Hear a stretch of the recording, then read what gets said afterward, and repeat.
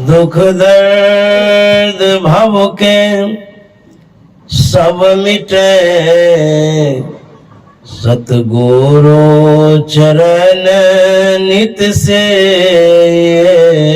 दुख दर्द भव के सब मिटे, सतगुरु चरण नित से। गुरु भक्ति बिन कछु न बने, मैं ही सकल संतन कही। गुरु भक्ति बिन कछु न बने। श्री सद्गुरु महाराज की जय। परमाराध्य सद्गुरु महाराज गुरुदेव महर्षि संत सेवी परमहंस जी महाराज इस बड़ी मकनपुर नगोछिया के विशेष सत्संग प्रेमी महानुभाव माता एवं बहनों, आज 9 नवंबर है 2023 ईस्वी है। हम लोग श्रीमान स्वर्गीय मोहन शाह के आवास पर सत्संग कर रहे हैं, जिनकी आज प्रथम पुण्यतिथि है। जो 1 साल हो गया इनका शरीर छोड़ना। तो हमारे जो उनके सुपुत्र हैं श्रीमान योगेंद्र शाह जी, श्री रविकांत रवि जी और एक है सजन शाह जी, जो मोहन बाबू थे, बड़े ऑफिसर थे VLW के, अपने शिक्षा प्राप्त किए और बच्चों को भी शिक्षित किए। इनके जो लड़के हैं, एक है हाई स्कूल के टीचर जो रविकांत रवि बाबू हैं। शिक्षा में जो मोहन बाबू ने बच्चों को जोड़ दिया, आज वह शिक्षित बच्चे अपने जीवन को सुव्यवस्थित व्यतीत कर रहे हैं। तो शिक्षा की बड़ी आवश्यकता है। जो मोहन बाबू ने अपने बच्चों में शिक्षा का संस्कार डाला, और हम लोग जो अभी सत्संग में बैठे हैं, यह भी मोहन बाबू के द्वारा दिया गया संस्कार है। बच्चों में उन्होंने जो सत्संग का संस्कार दिया, भक्ति का संस्कार दिया, स्वयं सत्संग करते थे और उसी आचरण में बच्चों को ढाल दिए। तब आज हमारे योगेंद्र शाह जी ने यह कार्यक्रम जो रखा, उसी संस्कार के कारण। तो बच्चों में जब हम संस्कार देते हैं, आगे चल कर के बच्चा उसी लीक पर चलता है, रास्ते पर चलता है, वही अपने जीवन में अपनाता है। तो स्वर्गीय मोहन बाबू ने बहुत अच्छा काम किया। यह संसार ऐसा है कि एक न एक दिन आना और जाना लगा ही रहता है। आज हम हैं, कल नहीं रहेंगे। परमात्मा ने जो संरचना की है, सृष्टि बनाया है, बड़ा सुंदर बनाया, आकर्षक बनाया है, बड़ा मनोरम है। लेकिन उस आकर्षक सृष्टि में हम आकर के बझ जाते हैं, फंस जाते हैं, मोहित हो जाते हैं, आसक्त हो जाते हैं। वही आसक्ति हमारे दुख का कारण बन जाता है। क्योंकि संसार ने, परमात्मा ने संसार को मनोरम तो बनाया, लेकिन क्षणभंगुर बना दिया। पकड़ना जो भी चाहते हैं उसे छोड़ना पड़ता है या छुड़ा दिया जाता है। तो जब हम पकड़ते हैं तो बड़ा प्रेम लगाव होता है उसमें, किसी भी वस्तु को, जिससे भी आपका स्नेह होता है उसको आप पकड़ते हैं। जैसे आपका पुत्र है, पुत्र के साथ आप जुड़े हुए रहते हैं, यही तो पकड़ना है। प्रिय लगता है, अच्छा लगता है, तभी तो जुड़े हैं। लेकिन वह जो प्रिय है अप्रिय में बदल जाता है। कुछ समय के बाद प्रिय से प्रिय वस्तु का परित्याग करना होता है, छोड़ना होता है। इसीलिए संतों ने कहा, मास आसीन जगत बासिन, चेत चित में लाइए, जीवनो थोरो है क्यों, जगत में गफिलाइए, जीवनो थोरो है क्यों, जगत में गफिलाइए। गुरु महाराज कहते हैं, संसार के लोगों, संसार में बसने वालों, चेत चित में लाइए। जो संत कह रहे हैं, शास्त्र की जो युक्ति है, उक्ति है, उन बातों पर ध्यान दीजिए, चेत चित में लाइए। गुरु महाराज कहते हैं, जीवनो थोरो है, यह जीवन बहुत थोड़े दिनों के लिए, जीवन थोर भया भव भोर, कहां धन जोर करोड़ कमाए। थोड़े से जिंदगी में हम इस संसार को बनाने में लग जाते हैं।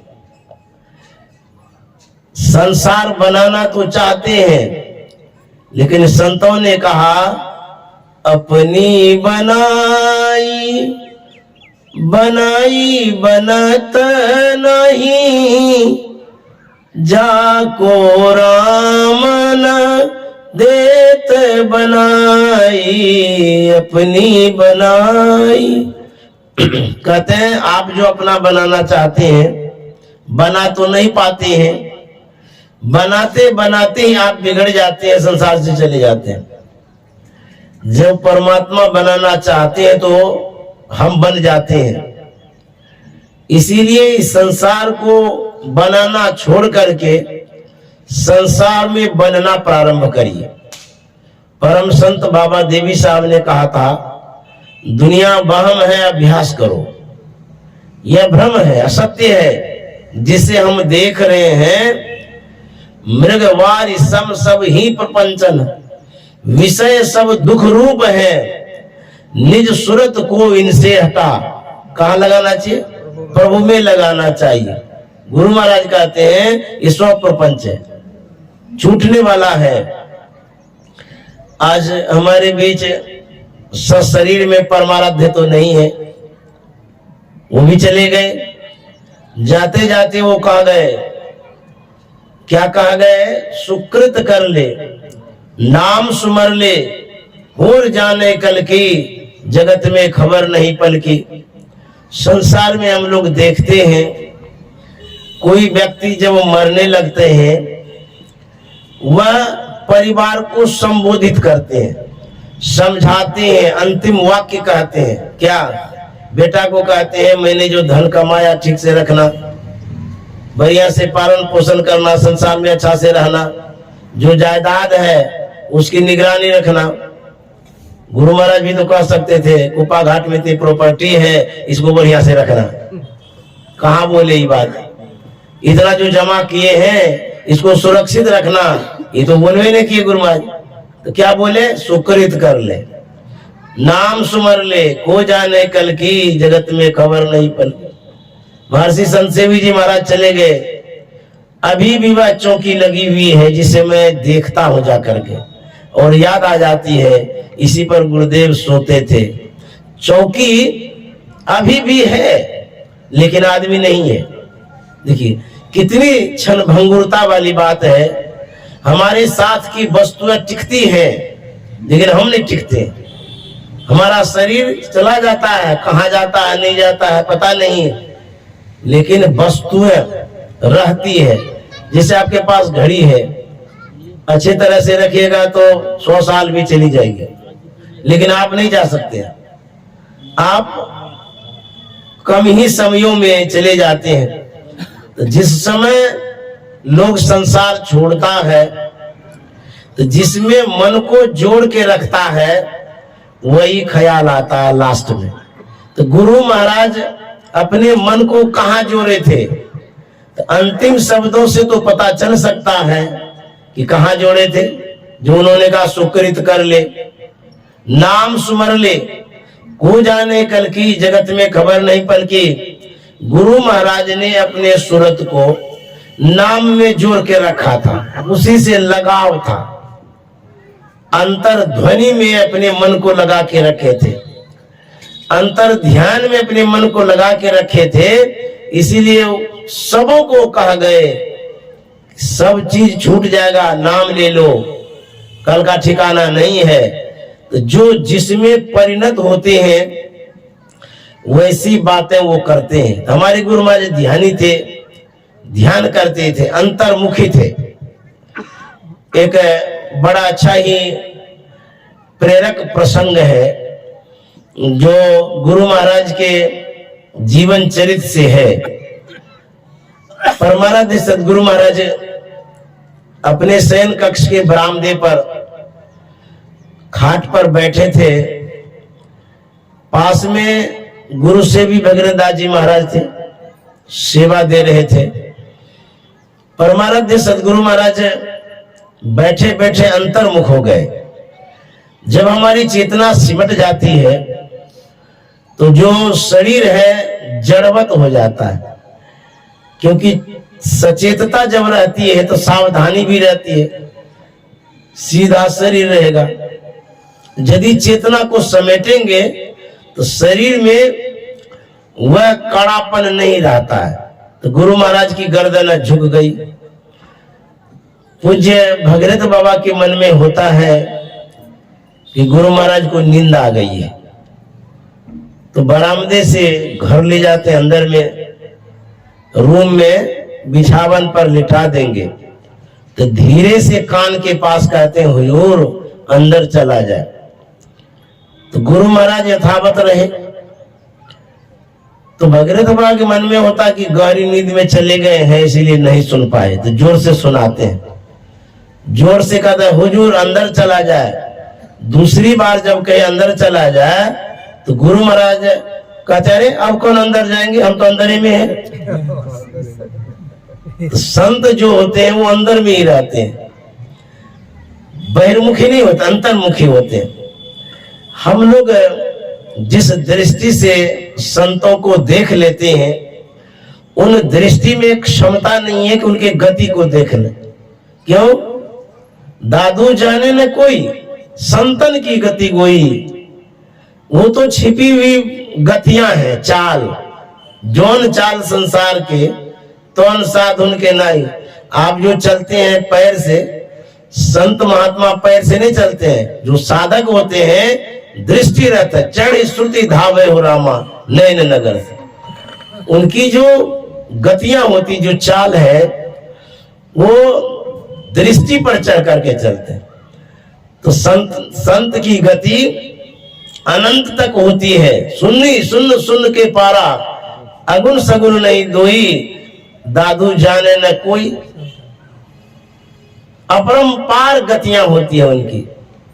तो संत महात्मा यही सिखाते हैं यह संसार नहीं रहेगा, छूट जाएगा।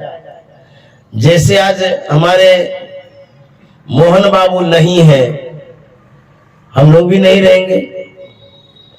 उनका शरीर हम लोग के बीच में तो है नहीं, वो चले गए। लेकिन जो अभी है वर्तमान में, कुछ समयों में यहां से चले जाएंगे किसी कारण से।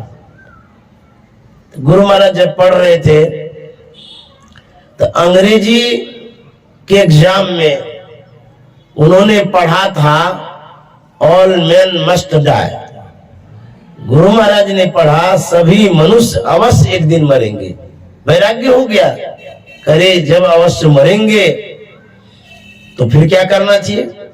वहीं पर क्वेश्चन में था कि हम अपने शरीर का निर्माण कैसे करेंगे, इसको कैसे सजाएंगे। तो गुरु महाराज ने बड़ा अच्छा उत्तर दिया था, शुभ अशुभ कर्म रूपी ईंटों से हम बनाएंगे। बड़ा लंबा उत्तर है वो, दे करके परीक्षा क्या दे रहे थे, वो तो सत्संग हो रहा था। उत्तर देते देते वैराग्य हो गया, वहीं से घर छोड़ दिए, चले गए साधना की ओर, सदगुरु की खोज की ओर चले गए। तो गुरु महाराज को इन शब्दों से वैराग्य हुआ, ऑल मैन मस्ट डाई।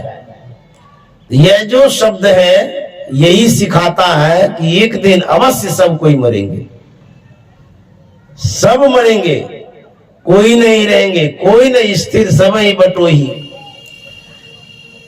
मौत ध्रुव निश्चित है, लेकिन ममता जो होती है वह वैराग्य उत्पन्न करने नहीं देती है, जो आसक्ति है। गोस्वामी जी ने कहा है, ममता तून गई मेरे मन ते, तून गई मेरे मन ते, ममता तून गई मेरे मन ते।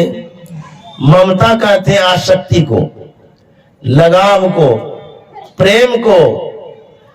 जिस व्यक्ति से आप लगाव रखते हैं ममता के कारण, जिन वस्तुओं से आपका लगाव है ममता के कारण, ममता मोह को भी कहते हैं, आसक्ति को कहते हैं, लगाव को कहते हैं, प्रेम को कहते हैं। जहां प्रेम है वहां ममता भी है, लेकिन अलग अलग स्थानों पर ममता का अलग अलग प्रभाव है। यदि आप जड़ प्रेम रखे हैं वह ममता दुखदाई है। यदि आप साधना के प्रति प्रेम रखे हैं उसमें जो ममता है वह जरूरी है। सदगुरु में प्रेम, भजन में प्रेम, सत्संग में प्रेम, तो जहां प्रेम है वहां ममता भी है, लेकिन एक सुखदाई ममता होती है, एक दुखदाई ममता होती है। अभी आप सत्संग में आए, इसको आसक्ति कहते हैं। आसक्ति के कारण आए। क्यों आसक्ति हो गई? आपने सत्संग को समझा, बूझा, सत्संग के महत्व को माना, इसीलिए आसक्ति हो गई। तो यह आसक्ति सुखदाई है, लेकिन धन के पीछे जाते हैं, परिजन के पीछे जाते हैं, नश्वरता की ओर जाते हैं, वह ममता दुखदाई है। वहां भी प्रेम है। यदि धन अर्जन करने में प्रेम ना हो, आप धन अर्जन नहीं कर सकते। प्रेम भी है, ममता भी है। कहते हैं इसको मोह भी कहते हैं। मोह सकल व्याधिन कर मूला, तेते पुनि उपजई बहुसूला। ये ममता के कारण दुख भी होता है। कितना दुख होता है एक उदाहरण देकर के बताता हूं। आप हम सत्संग में सुने होंगे राजा भर्तृहरि के विषय में। बड़ा योग्य राजा था, ज्ञानी राजा था। 3 नीतियां उनकी प्रसिद्ध है, 3 शतक। तो जब युवावस्था में उनकी पत्नी थी, किसी कारण से वो चल बसी। पत्नी महासुंदरी थी। किसी को भी आसक्ति होती है, लगाव किसी को भी हो सकता है। जैसे बेटा है, आपको बेटा से लगाव है, उसी तरह से भर्तृहरि को धर्म पत्नी से लगाव था। जब वो मर गई, वो आसक्ति में मोह चल रहते थे। यहां तक कि जहां पर दाह संस्कार किया गया था, वो श्मशान घाट जाते थे, पत्नी को याद करके रोते थे, हाय मेरी रानी, हाय मेरी रानी, छाती पीटते थे। देखिए, पढ़े लिखे होने के बाद भी मोह रहता ही है। पढ़ने से मोह खत्म नहीं होता है। पढ़ने से समझदारी आती है, ज्ञान आता है, बोध होता है, लेकिन मोह की जो लड़ियां हैं, मोह का जो जड़ है बड़ा डीप में, बड़ा जड़ जमा करके रखती है। ऊपर में टहनियां सब देखते रहते हैं। ये बरगद का पेड़ देखते हैं, बहुत दूर तक पैर फैला के रखता है, नीचे जमीन तक। उसी तरह से मोह का क्षेत्र होता है। राजा शिक्षित था, लेकिन मोहित हो गया। उस दुख में वो बेचैन रहते थे, हाय मेरी रानी, हाय मेरी रानी करते थे। उस समय गुरु गोरखनाथ जी महाराज थे। जब उनको पता चला योग्य राजा नश्वरता पर आसक्त होकर के दुख भोग रहे हैं, जो चला गया वो कहां से आएगा, लेकिन आसक्ति के कारण, अज्ञानता के कारण हाय मेरी रानी, हाय मेरी रानी कहते थे। गुरु का यही धर्म होता है, जो भटके हुए जीव रहते हैं उसको सही सन्मार्ग देते। कभी कभी शिष्य को गुरु खोजना पड़ता है, कभी कभी गुरु ही शिष्य को खोज लेते हैं।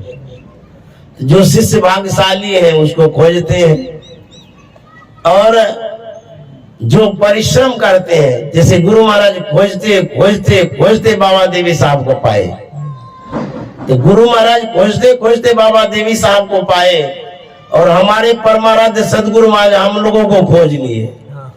जहां जहां है भटके हुए उसको दे दिए सही रास्ता। तो कम खोजना पड़ा है, क्यों? मैं भी इस बात को जानता हूं कि मुझे उतना परिश्रम करना नहीं पड़ा है। सत्संग होता था, जाते थे, पता लग गया, दीक्षा ले लिया आसानी से। लेकिन गुरु महाराज जब खोज रहे थे, जब जीवन चरित पढ़ेंगे तो पता चलेगा कि बहुत भटकना पड़ा, बहुत रोते थे गुरु महाराज सार शब्द के लिए। तो खोजते खोजते तब बाबा देवी साहब मिले थे। तो गुरु गोरखनाथ जी महाराज देखे कि भर्तृहरि व्याकुल है, परेशान है, उसको सहारा देना चाहिए, मदद करना चाहिए, सही रास्ते पर लाना चाहिए, नहीं तो और दुखी हो जाएगा वो। गोरखनाथ जी महाराज एक युक्ति अपनाते हैं, बाजार से मिट्टी का घड़ा ले लेते हैं और सिर पर ले लिए चले, चलते चलते वहां चले गए जहां राजा भर्तृहरि थे। तो वहां करीब में जब गए तो हंडी को नीचे गिरा दिए जानबूझ करके, चूर चूर हो गई। तो उधर भर्तृहरि कह रहे थे हाय मेरी रानी, जो हंडी फूट गई, गोरखनाथ जी महाराज कहते हाय मेरी हंडी, वो कह रहा है हाय मेरी रानी, ये कहता है हाय मेरी हंडी। अब देखते देखते गोरखनाथ जी महाराज कहते जा रहे हैं, लेकिन भर्तृहरि को रहा नहीं गया। उन्होंने कहा महाराज, इस तुच्छ बर्तन के लिए आप क्यों रोते हैं? तो गोरखनाथ जी महाराज ने कहा तू भी तो रोता है, यह शरीर भी तो तुच्छ ही है, तुम अपने पत्नी के लिए क्यों रोता है? तो बोले कि ऐसी पत्नी इस धराधाम पर हमको नजर नहीं आ रही है, इतनी सुंदर है, गुणवती है, ऐसी पत्नी नहीं है। तो गोरखनाथ जी महाराज ने कहा मैं इसलिए रो रहा हूँ, ऐसी हंडी नहीं और कहीं। तो भर्तृहरि ने कहा कि महाराज बाजार में एक से एक हंडी है, जाके ले लीजिए। तो गोरखनाथ जी महाराज ने कहा तू जो कहता है कि ऐसी मेरी रानी जैसी कोई नहीं है, इससे भी बढ़कर के संसार में है, तू भी जाकर के दूसरी रानी कर लो। गोरखनाथ जी महाराज ने कहा था जरा सोचो, जो व्यक्ति मर गया है आप कितना भी रो लो, क्या वो लौट करके आएगा? बोला नहीं। तो जब लौट के ही नहीं आएगा तुम रो क्यों रहे हो? किस लिए रो रहे हो? तुम अपनी हानि कर रहे हो, परेशानी में चले जाओगे। तो गोरखनाथ जी महाराज ने ज्ञान दिया, उसको सही रास्ते पर लाया। तो यही ममता करती है। पाके केस जन्म के साथी और लाज गई लोकन ते, लेकिन ममता तू न गई मेरे मन ते। गोस्वामी जी कहते हैं बाल पक गया, संसार में जो लोक लाज है वो भी चली गई, लेकिन ममता अभी तक नहीं गई है। ये ममता इतना पीछा करती है कि परेशान कर देती है। कहते हैं ममता तू न गई मेरे मन से, कहां तक पीछा करती है? गोस्वामी जी कहते हैं तन था के कर कांपन लागे, बल गए इंद्रिन ते तन था के कर कांपन लागे। ज्योति गई नैनन ते लेकिन ममता तू न गई मेरे मन ते। गोस्वामी जी कहते हैं शरीर थक गया, शरीर में कंपन्नता आ गई। बूढ़े हो जाते हैं तो कपने लगता है ना, शरीर थर-थर करने लगता है। और कहते हैं ज्योति गई नैनन ते, आंख की ज्योति भी चली गई लेकिन ममता नहीं गई। बुझे तो आंख की ज्योति चली गई, शरीर में हिलडुल होने लगा, इतनी दुर्दशा हो रही है लेकिन ममता पीछा नहीं छोड़ती है। अब कहां तक पीछा करती है गोस्वामी जी के अनुसार सुनिए। श्रवण वचन न सुनत काहू के, बल गए इंद्रिन ते टूटे दसन वचन नहीं आवत। टूटे दसन वचन नहीं आवत, शोभा गई मुखन ते लेकिन ममता तू न गई मेरे मन ते। गोस्वामी जी कहते हैं सब दांत झड़ गया, टूटे दसन वचन नहीं आवत। अब दांत टूट जाता है तो अच्छा से बोल भी नहीं पाता, तुतलाने लग जाते हैं जैसे बच्चा बोलता है। कहते हैं टूटे दसन वचन नहीं आवत, शोभा गई मुखन ते। मुख की जो शोभा है विपरीत हो गई है। शोभा जो युवावस्था में मुख का देख रहे थे वह बुढ़ापे में देखने को नहीं मिलता। गाल चुटक जाता है, दांत टूट जाता है, बेदरंग जैसे लगते हैं देखने में। कोई कोई लोग शौकीन होते हैं, बाल को काला कर देते हैं, दांत बना लेते हैं, नकली सब धारण करते हैं। लेकिन फिर भी कितना भी आप धारण कर लीजिए, शरीर में जवानी वाला रौनक नहीं आ सकता। कहते हैं टूटे दसन वचन नहीं आवत, शोभा गई मुखन ते लेकिन ममता तू न गई मेरे मन। अभी भी ममता नहीं गई। कफ पित बात कंठ पर बैठे, सुत ही बुलावत करते। कफ पित बात कंठ पर बैठे, सुत ही बुलावत करते। भाई बंधु सब परम प्यारे, नारी निकालत घर ते फिर भी ममता तू न गई मेरे मन ते। देखिए सब विपरीत हो गया है। पत्नी भी घर से बाहर कर देती है, जाएंगे कहाँ? फिर वहीं पर आते जहाँ लात भी देता है, जूता भी देता है और गाली गलौज भी करता है, वहीं पर जाती है। ममता के कारण हो, इतनी आसक्ति लगा के रखे, उसी के कारण दुख भोग रहे हैं। और कहते हैं जैसे शशि मंडल बिच स्याही, छूटे न कोटि जतन ते। जैसे शशि मंडल बिच स्याही, जब आप चंद्रमा को देखते हैं उसमें पूनम होता है, पूर्णिमा, देखने में उस दिन साफ लगता है, उजला जैसा लगता है कि उसमें कालीमा नहीं है लेकिन है। कभी जो कालीमा है वो छोड़ती नहीं है चांद को। चांद सफेद होता है पूर्णिमा के दिन, लेकिन वो कालीमा जो है कालिक उसके साथ है। तुलसीदास जी महाराज कहते हैं जैसे शशि मंडल बिच स्याही, छूटे न कोटि जतन ते।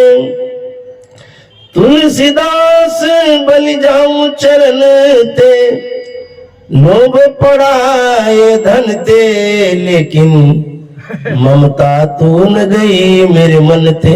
तुलसीदास जी महाराज कहते हैं मैं तुमको प्रणाम करता हूं।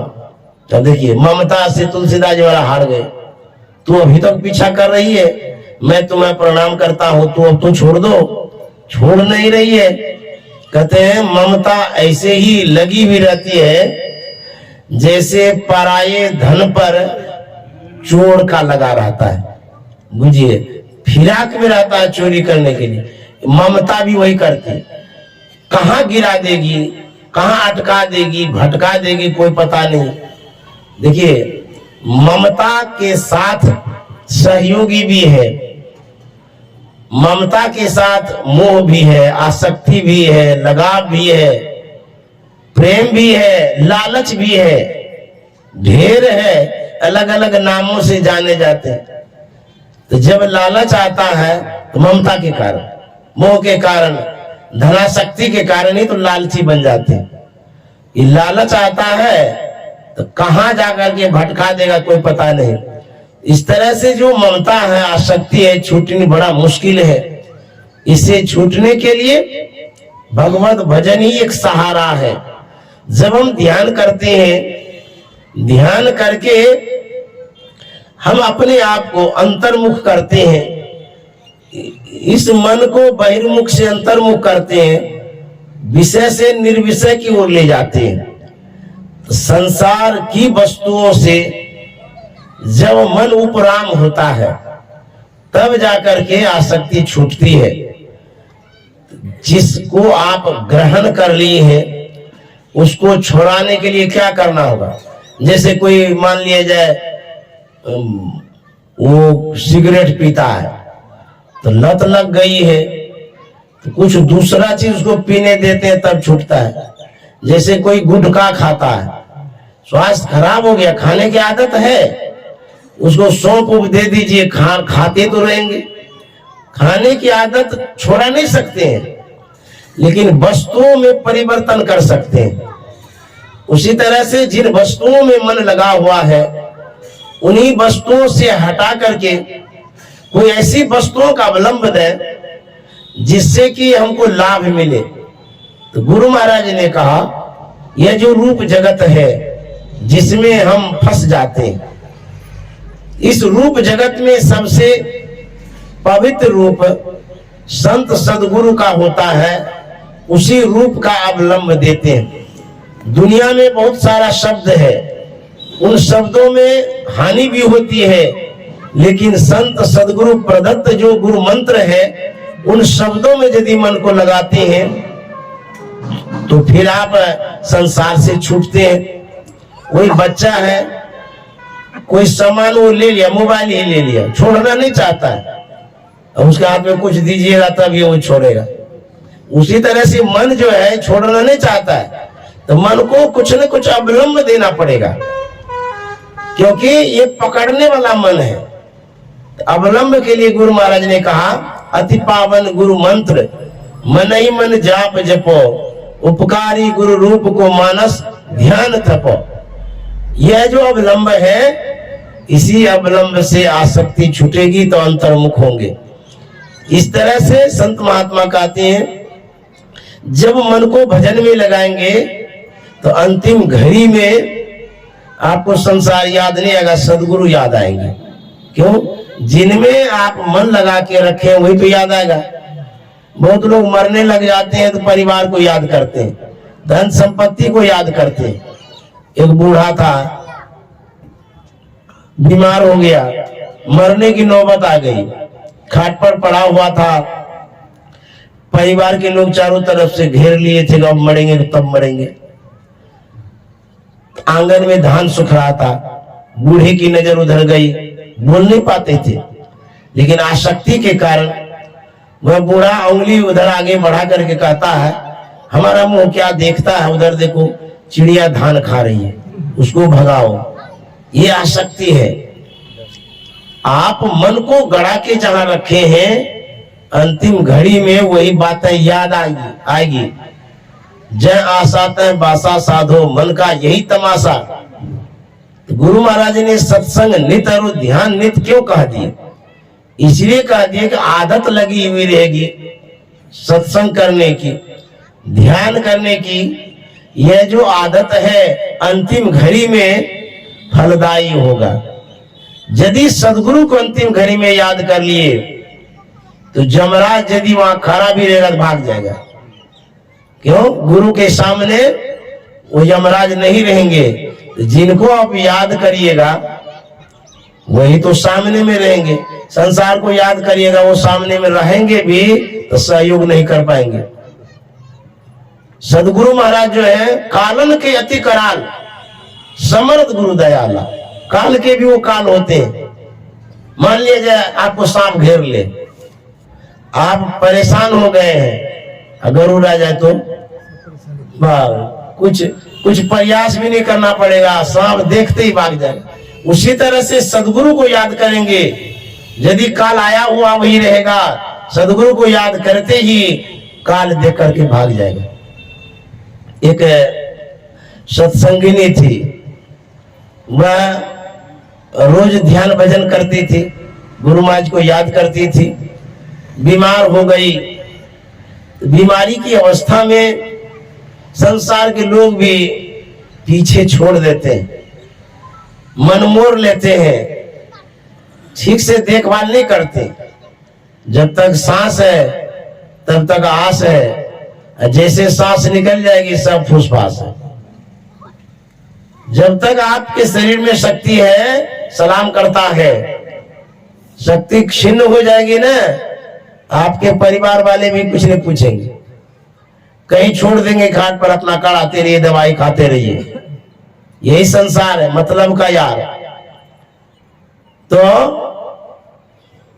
वह बूढ़ी गुरु महाराज का ध्यान करती थी, गुरु महाराज को याद करती थी। अब घाट पर पड़ी पड़ी क्या करेगी? उनके घर में गुरु महाराज की तस्वीर थी, उस रूम में उसको वो ताक रही थी, अपनी भावनाओं को संत सदगुरु के चरणों में चढ़ा रही थी कि हे गुरुदेव, अब तो हम संसार से चले जाएंगे, अब तो हम मर जाएंगे, हमारा तो और कोई सहारा नहीं है। गुरुदेव जल्दी से जल्दी इस दुखों से छुड़ा दीजिए हमको। अंतिम अवस्था में वो याद कर रही थी। परमाराध्य सदगुरु महाराज पिघल गए, प्रसन्न हो गए, उनकी भक्ति भावना से साक्षात फोटो से निकल जाते हैं। उस बूढ़ी के सामने गुरु महाराज खड़े हो जाते हैं। बूढ़ी ने जो देखा प्रणाम तो की और चिल्ला दी। परिवार वालों को कहे कि गुरु महाराज आए हैं, प्रणाम करो। वो लोग जब तक आएंगे तब तक फिर फोटो में चले गए गुरु महाराज। तो जब याद करिएगा गुरु महाराज को तो गुरु महाराज अच्छी गति देंगे, जन्म को सुधारेंगे। संसार तो मतलब का यार है। बाबा नानक ने कहा है, जगत में झूठी देखी प्रीत, जगत में झूठी देखी प्रीत, झूठी देखी प्रीत जगत में, झूठी देखी प्रीत जगत में, झूठी देखी प्रीत। लोग कहा करते हैं संत महात्मा त्यागी वैरागी होते हैं, वो संसार के प्रेम को झूठे कहते हैं, लेकिन सब तो साचे साच है। बेटा साच है, बेटी साच है, सब तो सच्चा ही प्रेम है, झूठा कैसे है? बाबा नानक कहते हैं, मेरो मेरो सब कहत है, हित सो बांधो चित। ये मेरा है, ये तेरा है, ये घनेरा है, कहते हैं ना।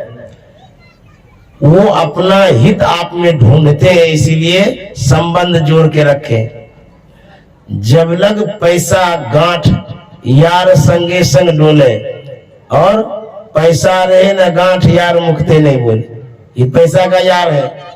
संसार में जो संबंध है, आपसे कुछ चाहता है, जब तक आपसे उनको मिलता है तब तक दोस्ती है। जब देखेगा कि इनके पास कुछ भी नहीं है, वो फेंक देता है, देखना भी नहीं चाहता है।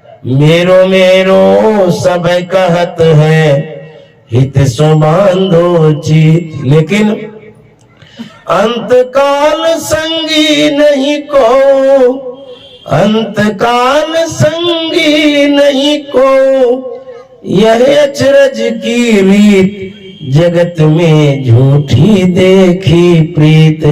कहते हैं मेरा मेरा तो कहते हैं, लेकिन जब मरने लग जाते हैं तो सब भाग जाता है, कहां साथ देता है।